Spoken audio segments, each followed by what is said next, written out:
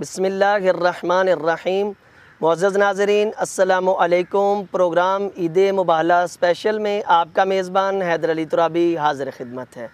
नाज़रीन, सबसे पहले इस बबरकत दिन की मुनासबत से मैं अपने इमाम ज़मन अलैहिस्सलातु वस्सलाम की बारगाह अक़दस में, फिर उसके बाद तमाम आलमे इस्लाम के महज़र में हदिया तबरीक पेश करता हूँ। नाज़रीन, रसूल अकरम सल्लल्लाहु अलैहि वसल्लम की तबलीग का कुल अरसा 23 साल है, जिनमें से 13 साल मक्का में तबलीग की और 10 साल मदीना में तबलीग की। और 13 सालों में मुशरिकीन ने रसूल अकरम सल्लल्लाहु अलैहि वसल्लम पर इस कदर जुल्म व सितम किए, मुसलमानों पर जुल्म के पहाड़ तोड़े गए। फिर एक वक्त ऐसा आया कि अल्लाह रब्बुल इज़्ज़त ने इरशाद फरमाया, मोहम्मद आप मक्का छोड़ दें और मदीना की तरफ हिजरत कर जाएँ। जब रसूल अकरम सल्लल्लाहु अलैहि वसल्लम ने मदीना की तरफ हिजरत की, उस वक़्त रिसालत माब सल्लल्लाहु अलैहि वसल्लम की उम्र मुबारक 53 साल थी और 63 साल रसूल अकरम सल्लल्लाहु अलैहि वसल्लम की उम्र मुबारक थी जब रसूल अकरम सल्लल्लाहु अलैहि वसल्लम की शहादत हुई। तो इस 10 साला मदनी दौर में बहुत सारे वाक़यात रूनुमा हुए।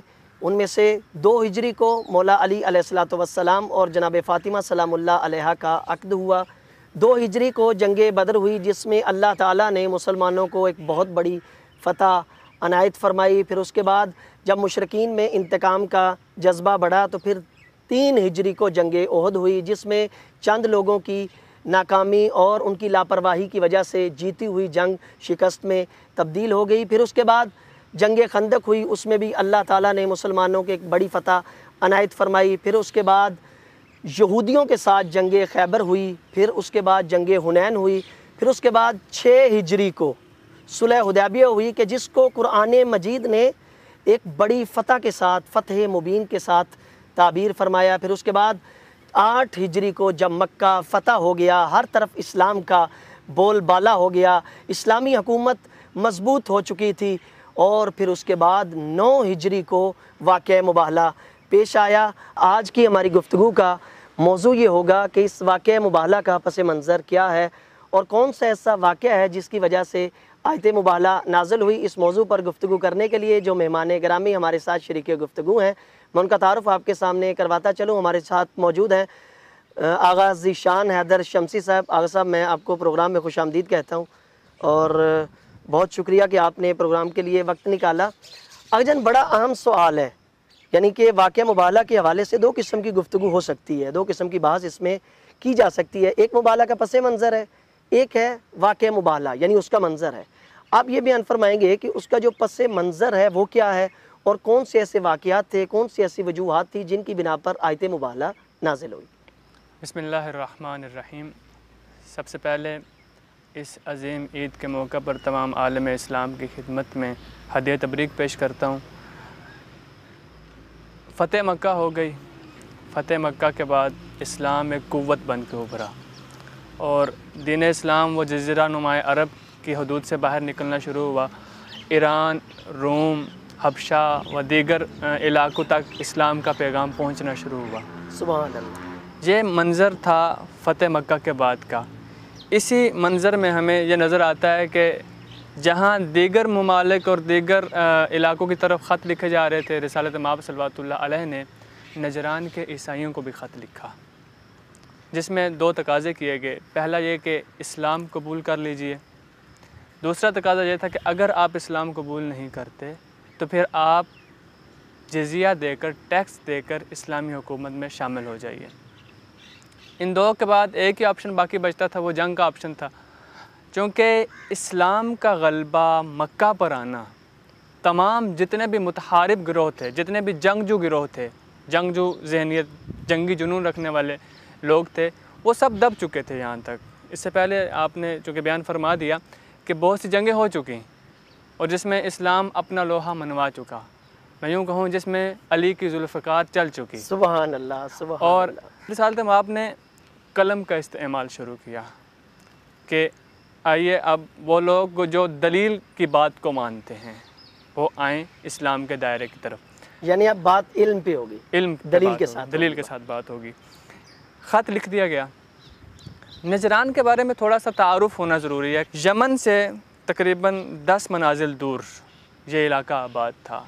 एक पहाड़ी सिलसिला था, वहाँ बहुत खूबसूरत इलाका था। यहाँ पर जो तारीख़ ने लिखा है 73 कस्बे और बस्तियाँ थी, छोटे बड़े 73 बस्तियाँ कस्बे थे, जिनमें 40,000 लोग आबाद थे। ये लोग अरब की तरह बुत परस्त थे पहले, लेकिन यहाँ पर ईसाई मुबल्लिगीन वारिद हुए और उन्होंने आकर मुख्तलिफ़ अंदाज़ में तबलीग की, ईसाइयत की, और उनकी मेहनत थी कि पूरा नजरान ईसाई हो गया। और एक तारीख़ी हकीकत है इसके पीछे कि इन्होंने एक अपना बहुत बड़ा कलीसा भी बनाया था। इन्हीं ईसाइयों ने, इन्हीं 40,000 लोगों ने अपनी दौलत, अपने घर से अखराजात करके बहुत बड़ा कलीसा बनाया, जिसको काबा नजरान का नाम दिया था। काबा के मुकाबले में बनाया गया था। तो इसकी तारीख़ है, ये ईसाई आबाद है। आता है ख़त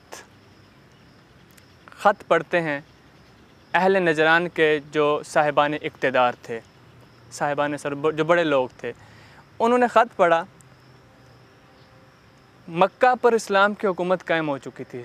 जब ये ख़त सुनाया गया कि ये तकाज़ा है मोहम्मद इब्न अब्दुल्लाह, जो ख़ुद नबी खुदा होने का दावा करते हैं, उनका हमसे ये तकाज़ा कि हम इस्लाम कबूल करें, तो लोग थोड़े से जज्बात में आए और कहा कि हमारी तलवारें हैं, हमारे पास जंगजू हैं, हम मुकाबला करेंगे। तो जो साहिबान अक्ल और साहिबान हिकमत थे, बुज़ुर्गान थे, उन्होंने कहा कि ये बात ना करो, वो मक्का पर काबिज़, मक्का पर मुसल्लत हो चुके, यानी जो उस वक़्त का मुशरिकीन का गढ़ था, जब उस पर कब्ज़ा कर चुके हैं तो हमारी क्या हैसियत है। तो फिर ये बैठ कर फ़ैसला हो कि कैसे हम उनको परख सकें।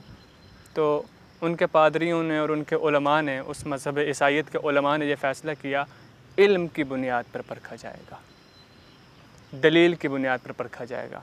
14 अफराद जो उनके बहुत बड़े इल्मी कदोकाठ रखने वाले लोग थे, उनका इंतखाब हुआ, एक वफ़द तैयार हुआ, 60 अफराद साथ चले। ये 70 से 80 अफराद का एक गिरोह चला जो मदीना की तरफ आता है। सुबहान अल्लाह। बड़े ज़र्क बर्क लिबास पहने हुए मदीना में दाखिल होते हैं तो कच्ची आबादियाँ नज़र आईं। गुज़रते गुज़रते लोग देख रहे थे कि इंतहाई अमीराना अंदाज में दाखिल हो रहे हैं, कि एक हमारा रोब व दबदबा पड़े इन लोगों पर, और ये हमसे, लेकिन इन्हें शायद अंदाज़ा नहीं जिस हस्ती के पास जा रहे हैं वो कितनी अज़मतों की मालिक है। आते हैं मस्जिद नबवी के दरवाज़े पर, दाखिल होते हैं, रिसालत माब का सामना होता है। रिसालत माब रुख़ अनवर फेर लेते हैं और अपने हुजरा मुबारक में तशरीफ़ ले जाते हैं। तो मैं यहाँ पर अगर अपने अंदाज़ में जुमला कहूँ कि ये ज़र को बर्क़ की चमक उसे दिखा रहे थे जिसके पास एक अली है, कि जो इस दुनिया को 3 तलाक़ें दे चुका, अल्लाह, जिसके बाद रुजू मुमकिन नहीं था। सुबहान रिसालत माब ने रुख़ अनवर फेरा और अपने हुजरा अक़दस में चले गए।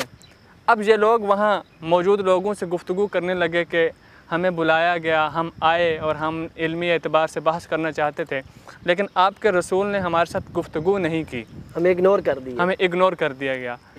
किसी ने ये जुमला कहा कि इस बात का जवाब वो दे सकता है जो मुफस्सिर आमाल मुस्तफ़ा है। सुबहान अल्लाह, सुबहान अल्लाह। आइए अली के दरवाज़े पर। अमीरुल मोमिनीन से मुलाकात हुई। अमीरुल मोमिनीन ने उनकी हालत को देखा और फरमाया कि वो रसूल खुदा है, वो सर को बर्क़ की चमक से मरऊब और ये जो रेशमी लिबास आपने पहने हुए हैं, ये सोना जो आपने ज़ेब तन किया है, ये रेशमी लिबास पहने हैं, इनको उतारिए, एक सादा अंदाज में उस रसूल के पास पेश हों। लिबास उतारे, असर की नमाज के बाद गुफ्तगू का आगाज़ होता है। असहाबे पैगम्बर भी तशरीफ़ फरमा हैं, रिसालत माब भी तशरीफ़ फरमा हैं, और ये चंद अफराद भी हैं। बहस का आगाज़ होता है। सीरत अमीरुल मोमिनीन में मुफ्ती जाफ़र हुसैन आला मकामहू ने इस जुमले को लिखा कि इन्होंने कहा कि हम भी तो दीन इस्लाम पर हैं, हम भी तो मुसलमान हैं, जिस तरह आप दीन खुदा का दावा कर रहे हैं, हम भी दीन खुदा पर हैं। कहा कि तुम कैसे दीन खुदा पर हो कि जो सूद भी खाते हो, हराम अमल भी अंजाम देते हो, और हज़रत ईसा को इब्नुल्लाह कहते हो। उन्होंने कहा बेशक के हमारा मरकज़ी नुक्ता ये जो गुफ्तगू का महवर बना, बेशक के हमारा अकीदा है कि ईसा इब्नुल्लाह है। यहीं से बहस का आगाज़ होता है। असलन जो मुबाहले का पस मंज़र तौहीद का तहफ़्फ़ुज़ करना था, सुभान खुदा की तौहीद को बचाना था, और इस नुक्ते की तरफ हमें मुतवज्जे होना है। इस नुक्ते की तरफ खुसूसन आलम इस्लाम और बिलअख़स अहले तशय्यो को इस तरह मुतवज्जे होना है कि तौहीद इतना हसास, तौहीद इलाही इतना हसास मामला है, खुदा की वहदानियत इतना हसास मामला है कि हज़रत ज़हरा सलामुल्लाह अलैहा वो मरकज़ इस्मत दर से बाहर निकलती हैं। मैदान में आती हैं। जबकि इससे पहले किसी भी तारीखी वाक़यात में ये नहीं मिलता कि जनाब फ़ातिमा सलामुल्लाह अलैहा बाहर आई हूँ। मैदान अमल में, मैदान जंग है ये, उस तरह का मैदान जंग नहीं जो खैबर और खंदक में सजा, लेकिन है तो ये भी मैदान जंग। इस मैदान जंग की जो मरकज़ी सिपाही था वो जनाब ज़हरा सलामुल्लाह अलैहा थी। सुबहान अल्लाह। यानी तौहीद को मनवाने के लिए बिनते पैगंबर घर से बाहर आए। तो तौहीद असल नुक्ता था। इब्नुल्लाह माना है तुमने, तुम कह तो इब्नुल्लाह है, क्या दलील है तुम्हारे पास? यानी ये मामला इल्म का मामला था, क्या दलील है तुम्हारे पास? कहा कि ईसा, हज़रत ईसा इब्नुल्लाह इस वजह से हैं क्योंकि हज़रत ईसा के बाप नहीं थे। अल्लाह, जिसका बाप ना हो उसे खुदा ना कहें तो क्या कहें? फ़ौरन आयत मुबारक नाज़िल हुई कि मुस्तफ़ा इनसे कहिए कि बिस्मिल्लाहिर्रहमानिर्रहीम, इन्ना मसला ईसा इंदल्लाहि कमसल आदम। सुबहान अल्लाह, सुबहान अल्लाह, यानी सुबहान अल्लाह। ये दावा जो मुकाबला हो रहा है इसमें खुदा भी शरीक है। मुस्तफ़ा इनसे कहिए कि ईसा की मिसाल अल्लाह के नज़दीक आदम की तरह है। अब आदम के बारे में क्या कहोगे? जिसके तुम बाप के ना होने को दलील बना रहे हो, हमारे पास आदम है जिसकी माँ भी नहीं है। अल्लाह अकबर। आयत का गला ऐसा, खालक़हू मिन तुराब, हमने तो उसे मट्टी से खल्क़ किया। क्या कहोगे आदम के बारे में? दलील बहुत मजबूत थी और इस दलील का जवाब नसारा के पास न था। यहाँ एक और बात बड़ा काबिल गौर नुक्ता है। अगरजन आप बयान फरमाएंगे कि जब दलील इतनी मजबूत दी, हालांकि उनकी दलील रसूल अकरम सल्लल्लाहु अलैहि वसल्लम की दलील के आगे बिल्कुल एक नाक़िस, अनवैल्यूएबल, एक कुछ हैसियत नहीं रखती थी। बदले में जो रिसालत माब ने दलील दी वो बहुत मजबूत थी, उसके बाद भी वो हट धर्मी पे कायम रहे। इसकी वजह क्या हो सकती है? हट ये देखें ना कि मज़हब को छोड़ना एक मुश्किल थी अव्वलन। दूसरा, ईसाइयत को तब्दील इस तरह कर दिया था कि उनके रोज़गार का दारो मदार इसी पर था। इस्लाम के आने के बाद ये नज़रिया सामने रखें, इस्लाम के आने के बाद दीगर अदियान मनसूख हो चुके हैं, लेकिन इस्लाम जब आया है तब इनकी शक्ल भी तो बिगड़ चुकी थी, दलील को कबूल ना कर सके। बहुत ज़्यादा बहस हुई, जब बहस होती गई अब अल्लाह ने एक नतीजा दिया और इसके बाद बनता भी यही था। जब अदिल्ला कबूल नहीं की जा रही, जबकि दलीलें देने वाला भी वो कायनात का अजीम रसूल, सरदारे अंबिया, और दलील का जवाब भी नहीं है, दलील के इनवान से जवाब भी नहीं दिया जा रहा। इसका मतलब है आगाजान कि अगर आज के दौर में अगर किसी को अच्छी बात की जाए, हम मसलन किसी को बताते हैं ये हक है, ये आप इसके मुताबिक अमल करें, ये गलत है इसे छोड़ दें, तो आज के दौर में अगर कोई हट धर्मी करे इसका मतलब बड़ी बात नहीं। उस दौर में रसूल खुदा के सामने भी बड़े बड़े हट धर्म मौजूद थे और जो इस तरह के अमाल अंजाम देते। जी बिस्मिल्लाह। अब इस पस मंज़र में बहुत सी चीज़ें आती हैं जहाँ सदाकत को मनवाया जा रहा है, जहाँ तौहीद को मनवाया जा रहा है, जहाँ इस्लाम की बका का इंतज़ाम किया जा रहा है, वहाँ ये भी बताया जा रहा है कि दीगर अदियान मनसूख हो रहे हैं। और ये नहीं, ईसाइयों के ख़िलाफ़ तलवार नहीं उठाई क्योंकि ये आखिरी दीन था इस्लाम से पहले। ख़ुद अंदाज़ा लगाएं, मुशरिकीन के ख़िलाफ़ तलवार उठाई गई है, जंगें मिलेंगी आपको। यहूदियों के ख़िलाफ़ तलवार उठाई गई है, जंगें मिलेंगी आपको। ईसाइयों के ख़िलाफ़ तलवार नहीं उठाई है। बहुत खूब। क्यों? क्योंकि इससे पहले यही दीन इलाही था, अब दलील की बुनियाद पर रद्द हो रहा है, अब दलील की बुनियाद पर छोड़ा जा रहा है। नासिख आ चुका है अभी। हाँ, अब नासिख आ गया, तो अब दलील दी जा रही है लेकिन दलील को माना नहीं जा रहा, क्योंकि फ़ितरत वही मुशरिकाना थी। मैंने आपको पहले बयान किया ना, ये पहले अरब की तरह मुशरिक ही थे, फ़ितरत मुशरिकाना थी, दलील को नहीं मान रहे थे, दलील को नहीं मान रहे थे। अब अल्लाह ने कहा, ए मुस्तफ़ा मैं फ़ैसला करता हूँ कि जब इल्म आ गया है, जब इल्म की बुनियाद डल गई है, अब अगर ये इल्म को नहीं मान रहे फिर हमारे पास एक रास्ता है, हम उस रास्ते का इंतखाब करेंगे। वो कौन सा रास्ता है? रसूल आइए इनसे कहिए, हम मुबाहला करते हैं। बहुत खूबसूरत अंदाज़ में बड़े इल्मी अदिल्ला के साथ आपने मुबाहला का पस मंज़र बयान किया। मैं शुक्रगुज़ार हूँ आप प्रोग्राम में तशरीफ़ लाए, अल्लाह आपको तूल उमर अनायत फ़रमाए। नाज़रीन, आपने आगा जान की गुफ्तगू मुलाहिज़ा फ़रमाई कि इसमें हमने फ़कत और फ़कत मुबाहला के पस मंज़र को वाज़े किया कि आयत के आने से पहले के जो वाक़यात थे वो बयान किए, जिसमें वाज़े आपने मुलाहिज़ा किया कि ईसाइयों का ये कहना था कि हज़रत ईसा अल्लाह के बेटे हैं, तो उन्होंने जो दलील दी कि उनका बाप नहीं है, तो रसूल अकरम सल्लल्लाहु अलैहि वसल्लम ने उससे बड़ी दलील दी और बड़ी महकम और वाज़ेह दलील दी, जिसके बाद उनकी ज़बानों पे ताले लग गए और उनके पास कोई जवाब न था। कहा कि अगर तुम यूँ कहते हो कि ईसा अल्लाह का बेटा है, चूँकि उनका बाप नहीं है, तो फिर हज़रत आदम के बारे में क्या कहोगे कि जिनका बाप भी नहीं है और जिनकी वालिदा भी नहीं है। तो इस्लाम का एक कानून है, इस्लाम दलील के साथ बात को रोशन करता है, दलील के साथ बात बयान करता है, कभी किसी के कुफ्र का या कत्ल का फतवा नहीं देता, तलवार नहीं उठाता। जबकि हम अगर तारीख़ इस्लाम की जंगों का भी मुताला करें तो पहले तलवार नहीं, पहले बर्दाश्त है और दिफा में तलवार उठाई गई है।